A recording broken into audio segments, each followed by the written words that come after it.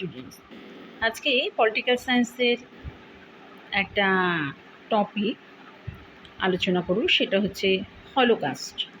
Holocaust কী এবং কেন সেটা স্মরণীয়? তো হলোকাস্ট হলো দ্বিতীয় বিশ্বযুদ্ধের সময়ে এক ভয়াবহ হত্যাকাণ্ড, অর্থাৎ গণহত্যা, যা কিনা নাৎসি জার্মানি ও তার সহযোগীদের দ্বারা এটা ঘটেছিল।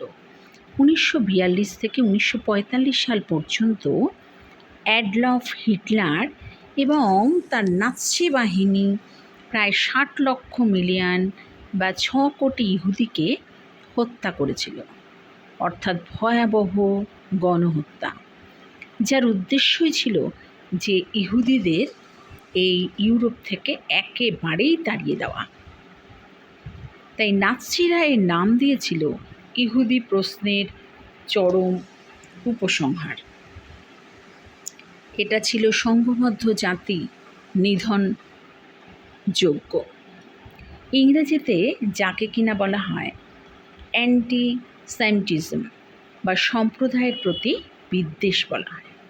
এই সময় ইহুদি মানুষদের গ্যাস চেম্বারে রেখে গুলির মাধ্যমে বা অত্যাচারের মাধ্যমে হত্যা করা হয়েছিল। এই অত্যাচার ও গণহত্যা বিভিন্ন পর্যায়ে এটা হয়েছিল। তবে দ্বিতীয় বিশ্বযুদ্ধ শুরুর আগে থেকেই ইহুদিদের উৎখাত করার জন্য জার্মানিতে একটা আইন করা হয়েছিল। জনাকীর্ণ বন্দি শিবিরগুলোতে বা ঘেঁটোতে রাজনৈতিক ও যুদ্ধবন্দীদের সঙ্গে কৃতদাসদের মতো ব্যবহার করা হতো, যারা পরে ওই নিপীড়ন সহ্য করতে করতে অবসন্ন হয়ে মৃত্যুর কোলে ঢলে পড়ত।